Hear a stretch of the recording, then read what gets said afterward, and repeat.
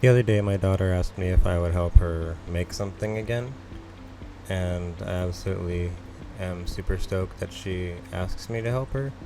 So I'm printing these shell casings for her to make into accessories, I think, for her cosplay. I'm not entirely sure. I don't know which one she's doing right now, because she has a bunch.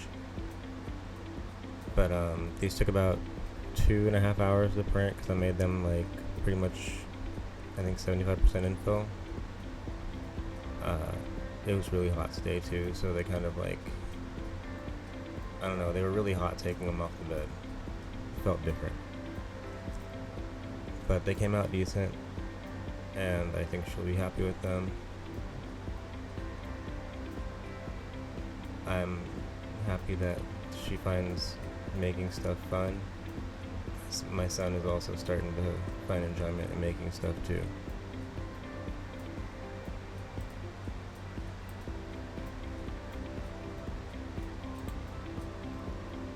These are the finished ones.